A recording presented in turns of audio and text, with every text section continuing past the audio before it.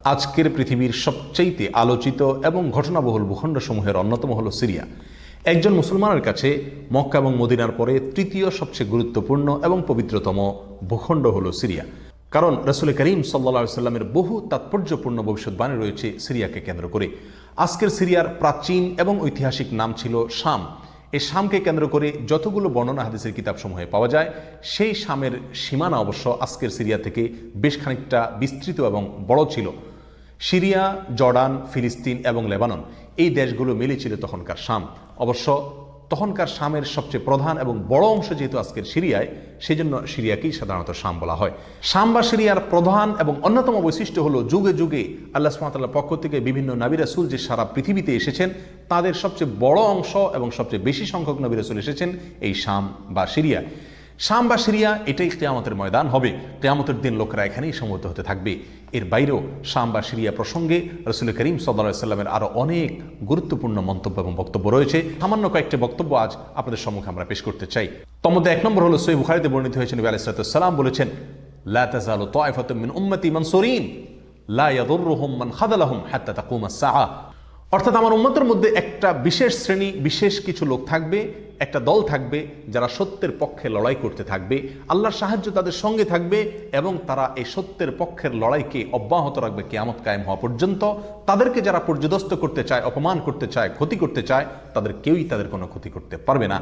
এ হাদিসে নবী আলাইহিস সালাম যে দলটির কথা বলেছেন, যারা সাহায্য প্রাপ্ত হবেন আল্লাহর পক্ষ থেকে এবং যারা অটল অবিচল থাকবেন সত্যের উপরে কিয়ামত পর্যন্ত, যাদেরকে কেউ অপদস্থ করতে পারবে না, সেই দলটি কারা এবং তাদের অবস্থান কোথায় হবে, এই প্রসঙ্গে সহিহ বুখারীতে নবী আলাইহিস সালামের একাধিক সাহাবায়ে কেরামের মন্তব্য রয়েছে, যারা বলেছেন যে এখানে যে দলটির কথা বলা হয়েছে তারা হলেন সিরিয়ায় অবস্থানকারী হবেন এবং এটা হবে কিয়ামতের ঠিক আগ মুহূর্তে। তাবরানীর এক বর্ণনা, নবী আলাইহিস সালাম নিজেও বলেছেন আল্লাহ সাহায্যপ্রাপ্ত সেই দলটি থাকবে সিরিয়ায় বা শামে। সিরিয়া প্রসঙ্গে দ্বিতীয় হাদিসটি বর্ণিত হয়েছে সহিহ বুখারীতে। বিখ্যাত সাহাবী আব্দুল্লাহ ইবনে ওমর রাদিয়াল্লাহু তাআলা আনহু বলেছেন, রাসূল করিম সাল্লাল্লাহু আলাইহি ওয়াসাল্লাম ইরশাদ করেছেন, আল্লাহুম্মা বারিক লানা ফি শামিনা ওয়াফি ইয়ামানিনা, অর্থাৎ আল্লাহ আমাদের সিরিয়ায়, আমাদের ইয়ামানে আপনি বরকত দান করুন। এই কথা বলার পরে উপস্থিত লোকেরা বলল, ইয়া রাসূলুল্লাহ ওয়াফি নাজদিনা, আমাদের নজদেও আল্লাহ বরকত দান করুন, সেই দোয়া করুন আপনি। নবী আলাইহিস সালাম তাদের কথায় কর্ণপাত না করে আবারও বললেন, আল্লাহুম্মা বারিক লানা ফি শামিনা ওয়াফি ইয়ামানিনা। লোকেরা আবারও বললেন ওয়াফি নাজদিনা, আমাদের নজদেও। নবী আলাইহিস সালাম তখনও একই কথার পুনরাবৃত্তি করলেন এবং পরিশেষে বললেন, নাজদ সেই জায়গায় তো ফিতনা ফাসাদ হবে, সেখানে তো হত্যা মারামারি খুনাখুনি হবে, সেখানে তো ভূমিকম্প দেখা দিবে এবং সেখান থেকে তো শয়তানের শিং উত্থিত হবে, সেখান থেকে তো শয়তানের শিংয়ের আবির্ভাব ঘটবে, বের হবে। এখানে নাজদ বলতে কোন এলাকাকে বোঝানো হয়েছে, এই প্রসঙ্গে মুহাদ্দিসিনে কেরামের বেশিরভাগের মন্তব্য হলো নাজদ বলতে ইরাককে বোঝানো হয়েছে। নাজদ বলা হয় উঁচু অঞ্চলকে, আরবের বিভিন্ন অঞ্চলকে নাজদ বলা হয়। হেজাজ এটাকেও নাজদ বলা হয়, যেটা সৌদি আরবের ভিতরে, আর ইরাককেও নাজদ বলা হয়। সহিহ বুখারীর বিশ্ববিখ্যাত ব্যাখ্যাতা আল্লামা কিরমানী রাহিমাহুল্লাহ এবং আল্লামা খাত্তাবী রাহিমাহুল্লাহ এবং আল্লামা ইবনে আব্দুল বার রাহিমাহুল্লাহ সহ অনেক বড় বড় মুহাদ্দিসিনে কেরাম এবং হাদিসবিদগণ মন্তব্য করেছেন যে হাদিসের শেষ অংশ নবী আলাইহিস সালাম যে নাজদ প্রসঙ্গে মন্তব্য করেছেন, সেখানে নাজদ বলতে ইরাককে বোঝানো হয়েছে। হাদিসের সবচেয়ে বড় সমাহার কানজুল উম্মালে আবু নাঈমে বর্ণিত নবী আলাইহিস সালামের এক হাদিসে পরিষ্কারভাবে নবী আলাইহিস সালাম নিজেই বলে দিয়েছেন এখানে নাজদ বলতে ইরাককে বোঝানো হয়েছে। যাই হোক, এই হাদিস থেকে আমরা বুঝতে পারলাম বরকত নবী আলাইহিস সালাম চেয়েছেন আল্লাহর কাছ থেকে এই শাম বা সিরিয়ার জন্য। তাহলে এই শাম বা সিরিয়া এটা গুরুত্বপূর্ণ একটি জায়গা এবং নবী সাল্লাল্লাহু আলাইহি ওয়াসাল্লামের কাছে খুবই প্রিয়, আল্লাহর কাছে খুবই তাৎপর্যপূর্ণ একটি ভূখণ্ড। তৃতীয়ত যে হাদিসটি আমরা এই প্রসঙ্গে পেশ করতে চাই, সেটি বর্ণিত হয়েছে সুনানে আবু দাউদে এবং মুসনাদে আহমদে। নবী আলাইহিস সালাম থেকে বর্ণনা করেছেন আব্দুল্লাহ ইবনে হাওয়ালা রাদিয়াল্লাহু তাআলা আনহু, তিনি বলেন যে রাসূল করিম সাল্লাল্লাহু আলাইহি ওয়াসাল্লাম আমাকে বলেছেন, দেখো যখন তুমি দেখবে যে খেলাফত পবিত্র ভূমিতে অবতরণ করেছে, নেমেছে, এসেছে, প্রতিষ্ঠিত হয়েছে, তখন তুমি ধরে নিবে যে কিয়ামত খুবই সন্নিকটে এসে গেছে। এ হাদিসে নবী আলাইহিস সালাম পবিত্র ভূমিতে যে খেলাফত অবতরণ করলে কিয়ামত নিকটবর্তী এটা বোঝা যাবে বলেছেন। এখানে পবিত্র ভূমি বলতে তিনি কি বুঝিয়েছেন, এই ব্যাখ্যা প্রসঙ্গে প্রায় সকল মুহাদ্দিসিনে কেরামের অভিমত হলো নবী আলাইহিস সালাম এখানে সিরিয়াকে বুঝিয়েছেন। আগে এবং পরের আলোচনাকে পর্যালোচনা করলে সেটাই পরিষ্কার হয়ে যায়। সিরিয়া প্রসঙ্গে চতুর্থ যে হাদিসটি আমরা পেশ করতে চাই, সেটি সুনান তিরমিজিতে বর্ণিত হয়েছে। সেই হাদিস থেকে বোঝা যায় নবী আলাইহিস সালাম সিরিয়াকে গোটা মুসলিম বিশ্বের জন্য হৃৎপিণ্ড হিসেবে অভিহিত করেছেন, মন্তব্য করেছেন।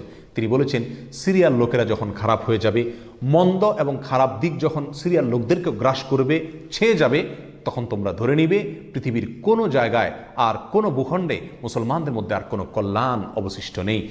অর্থাৎ হৃৎপিণ্ডের মতো সিরিয়ার মানুষের মধ্যে যখন পচন ধরবে তখন গোটা দেহে, গোটা মুসলিম বিশ্বের মধ্যেই পচন তার আগেই ধরে গেছে, এটা পরিষ্কারভাবে বোঝা যাবে।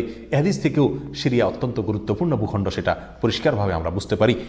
সিরিয়া প্রসঙ্গে 5 নম্বর হাদিসটি বর্ণনা করেছেন আবু হুরায়রা রাদিয়াল্লাহু তাআলা আনহু, আর এটি বর্ণিত হয়েছে সুনান ইবনে মাজাহ।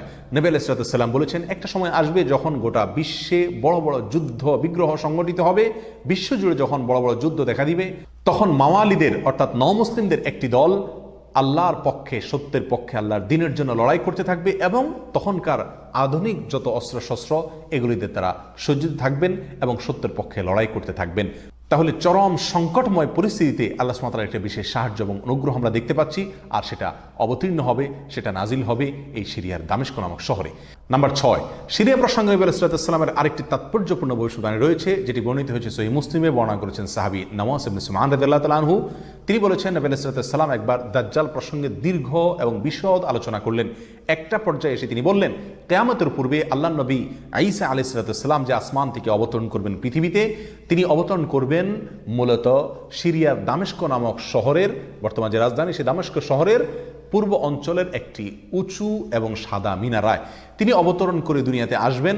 এসে সারা পৃথিবী জুড়ে তাণ্ডব চালানো দাজ্জালের বিরুদ্ধে তিনি লড়াই করবেন এবং সিরিয়ার এই লুদ নামক জায়গায় তিনি দাজ্জালকে হত্যা করবেন। একজন মুসলমানের কাছে যে সিরিয়ার ভূখণ্ডটি অত্যন্ত তাৎপর্যপূর্ণ তা পরিষ্কারভাবে হাদিসের মাধ্যমে ফুটে ওঠে। নাম্বার 7, তিরমিজি বর্ণিত এক হাদিসে আসছে নবী আলাইহিস সালাম ইরশাদ করেছেন, কিয়ামতের পূর্বে ইয়ামানের হাজরামাউত নামক শহরে সেখানে আগ্নোৎপাত দেখা দিবে, আগ্নেয়গিরি দেখা দিবে এবং সে আগুন মানুষকে ধাওয়া করতে থাকবে। সেই পরিস্থিতি আসলে কিয়ামতের ঠিক পূর্ব মুহূর্তে আমরা কি করব, এই প্রসঙ্গে সাহাবায়ে কেরাম নবী আলাইহিস সালামের কাছে দিক নির্দেশনা চাইলে তিনি বললেন, আলাইকুম বিশাম, তোমরা শাম বা সিরিয়ায় গিয়ে আশ্রয় নিবে। অন্য এক হাদিসে আসছে নবী আলাইহিস সালাম বলেছেন, একটা সময় আসবে যখন 3টা জায়গায় একসঙ্গে যুদ্ধ চলবে, সিরিয়ায় এবং ইয়েমেনে এবং ইরাকে। একজন সাহাবী প্রশ্ন করলেন, ইয়া রাসূলুল্লাহ, আমাকে ওই সময় আপনি কোন পক্ষের হয়ে লড়াই করার জন্য নির্দেশ করবেন?